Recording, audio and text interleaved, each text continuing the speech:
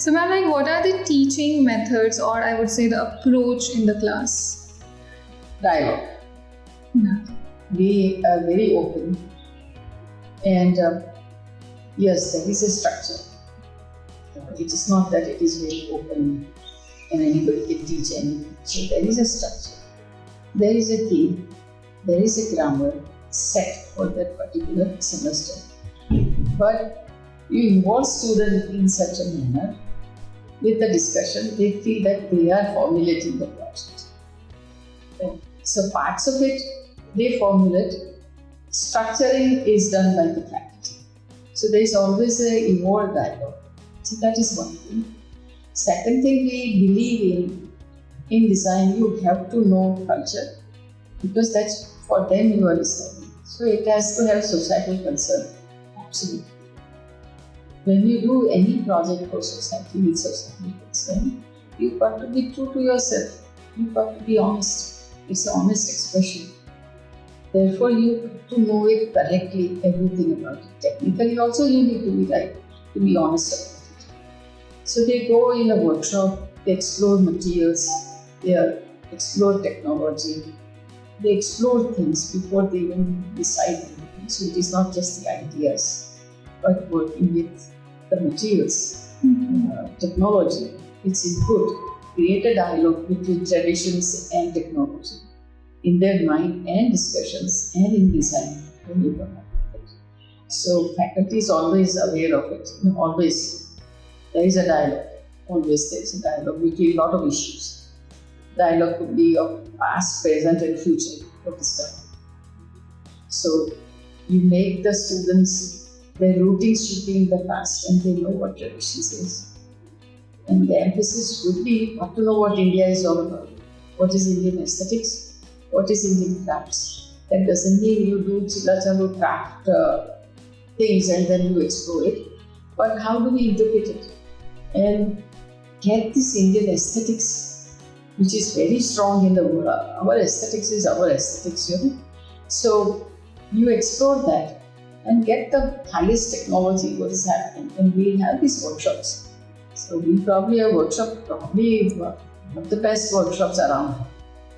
And these workshops you can explore any materials. We have ceramics, we have print making, with fabric, sewing, stitching, wood, metal, bamboos, all kinds, clay, and all of them are equipped with the highest technology available in this field. So students are told your hand has to be thinking, your mind has to be working. So it is a thinking hand and working mind, that kind of philosophy. Keep it. So that's how the teaching methods are. That's amazing, ma'am. I would love to quote your last lines. Ma'am, one thing, how do you design the curriculum, and how does it stand out? Because this design is not limited to Surat or India or any particular place. So I was involved in designing the curriculums across. My first curriculum design was in America, where the School of Architecture there in Louisville wanted to start the design school. And then we had across America people come and there was a discussion, dialogue, things evolved from that point.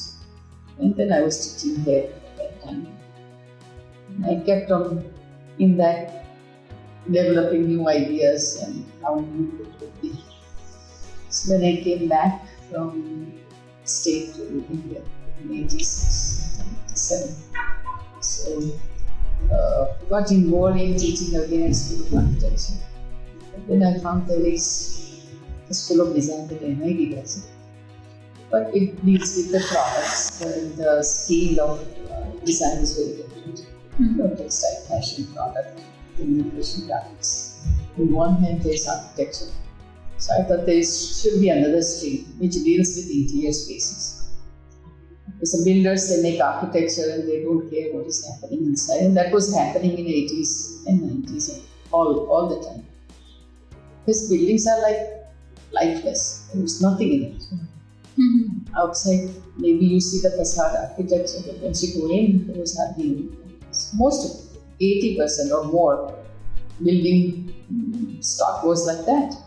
So I thought there is a need for that. So the interior design as a profession started. So the process was I looked at all kinds of things because interior deals with everything. You have to know the architecture, you have to know technology, you have to know construction, you have to know art, graphics, you have to know furniture and product. All goes in interiors. Okay? So you have to be very logical as well as very sensitive and creative. So art, craft, technology, as a combination happens in there.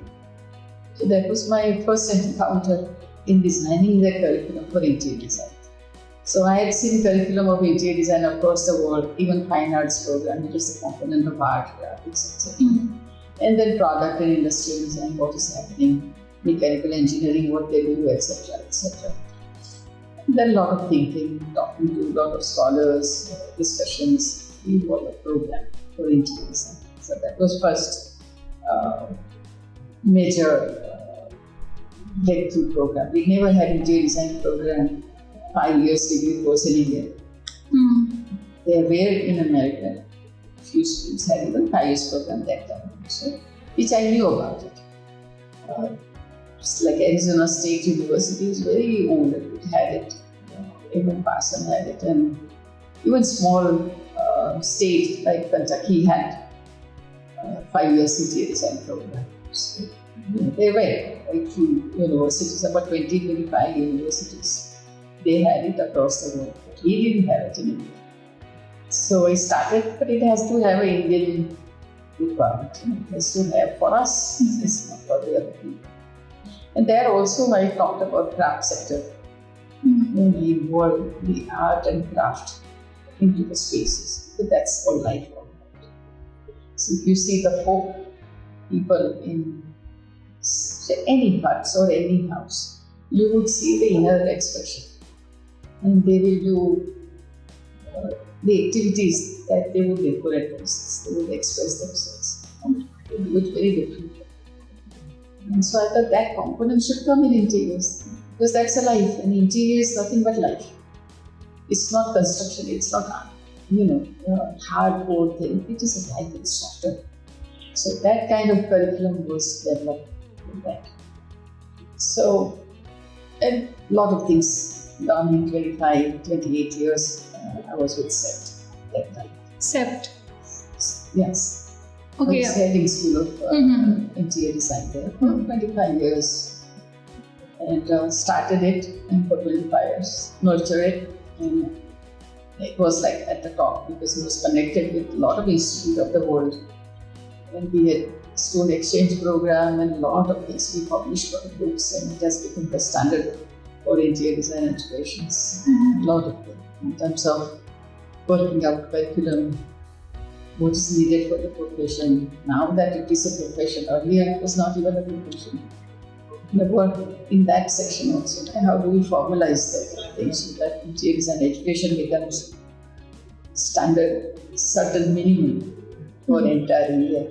Because right now you have, even today, you have like 2 years program, 3 years program, 2 months program, all kinds of things happening. Because it is not a statutory body approved program. Anybody can do interiors.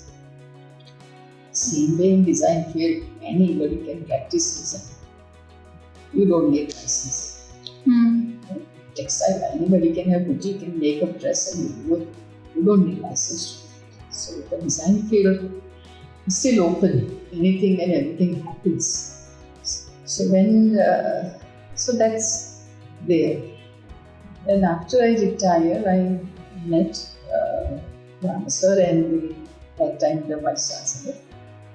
They talked about urban-based philosophy, and they wanted to really start some sort of design program on the campus here at Auro University.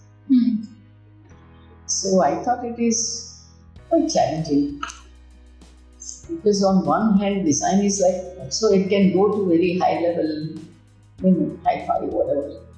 That's the word people use it because you go to that level to very low key level. It's all of it. I thought with Windows philosophy, let's see how different the program can be. And so I took that challenge and I came here. And I thought it is like ashram, it's very nice, very peaceful.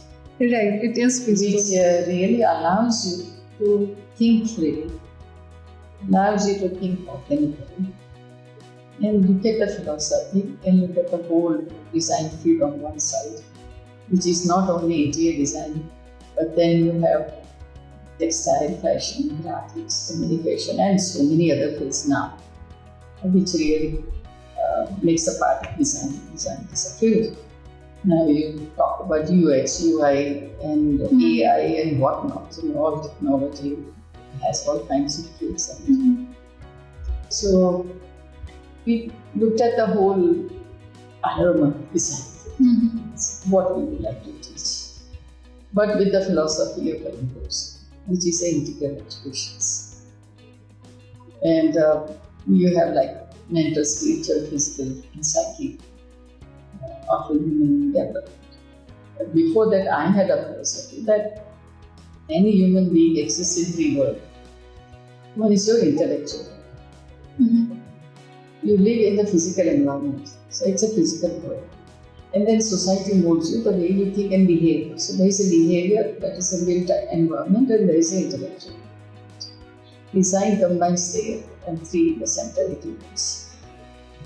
That means you have to really look at these three worlds interconnected. So there is a change in thought process, it will change the physical world, and physical world change the society, and it just rotates. And it is constant. It is in flux all the time. It changes.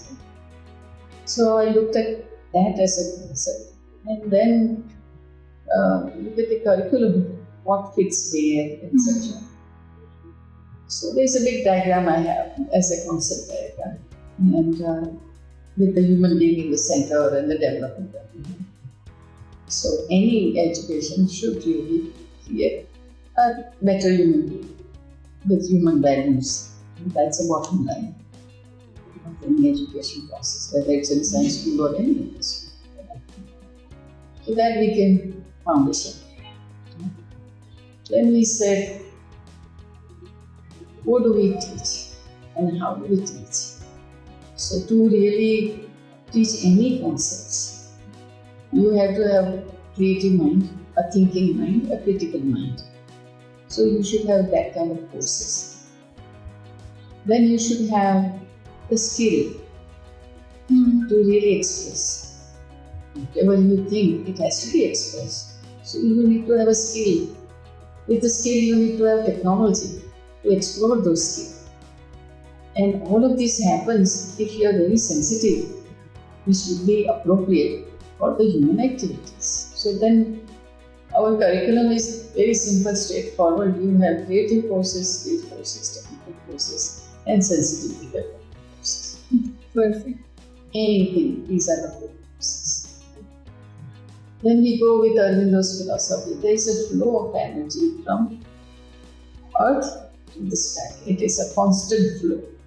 So when you are thinking, you go and then you think and meet with God, etc. And then flow of energy comes down. So we have these two triangles into our logo. It's the flow of energy going up and flow of energy coming down in the center, right? So there is a flow, a constant flow. So we thought we learn from the environment, from the logo, and see how we can really work with that flow, work with those concepts. Logo also talks about the environment, the universal aspects of it. So we said all our teaching has to have a base from the nature. Nature is the great teacher. The environment is our teacher. So first year we said, you observe the nature, so you go out, be part of nature, sketch it, whatever. You are part of nature. So our first year learning is observation and visual perception. Okay. Then we make it like, what happens in the nature? We analyze it in terms of a system, because nature is also a structure. It's a system design for most of it. So we learn about all kinds of systems, and every field of design has to have a knowledge of certain existence. Right. So that's a system thinking from here. When we come in third year, we said how nature really integrates. So how would you integrate some fundamental laws of nature into the design or vice versa? So comes the integration. Once you know how to integrate, then we say how do we interface it? You become part of it. So this green movement, etc., biophilic design or whatever you're talking about, it is interface. So that totally comes into the fourth year. So our undergrad, that is the hierarchy of concepts in how do we really derive our learning. Details comes from these four kinds of courses. Methodology is thinking hand and working mind combined together. So that's how the whole curriculum is designed. That sounds perfect. That's it. Simple, straightforward. There's no bigness, fear. Yeah, there could be a lot of that, but I like to talk about this is the foundation. This is the fundamental. Therefore, you see, we have a state-of-the-art workshop. We call master craftsmen at least 8 to 10 every semester. Ma'am, I have just one more question for you. Like, as I know now that you have lots of experience, so what would be that one advice that you would like to give to the aspiring students, like, who want to make their career in design field? Be open and good human being. My first sentence, when we have the first lecture, is never cheat yourself. If you cheat yourself, you will cheat the design field. Design is an honest expression. It is for another human being. You are creating design for the environment, for the human being. You can create true environment. True environment can never go wrong. And it could be better and better design because you have to be very honest person, clean human being, absorbing thing, open mind, giving and receiving, always open from all of us. That's what students should be. And willing. You've got to be like involved. Right. You've got to be involved in the process of learning. What happens nowadays is that students don't get that much involved. The involvement span is very So maybe you are 10% very involved, but you want like other way, 90% involved so much. With all the efforts, they will do it, but the involvement, the commitment is less and less and less. You find it as time passes. So my first batch, 91, 92, probably the involvement was so much. And they would be challenging teacher. Now what? So teachers were on the toe. They would be challenging me. Now what? Now what? I'm going to done this, and So you are always thinking. Now it is becoming like, you do it. There is no challenge for faculty at all. Faculty is enough done. Students are not doing, they are not questioning, they are not, that involved. The commitment is not there. Right. What is happening today? So student needs to be 100% committed.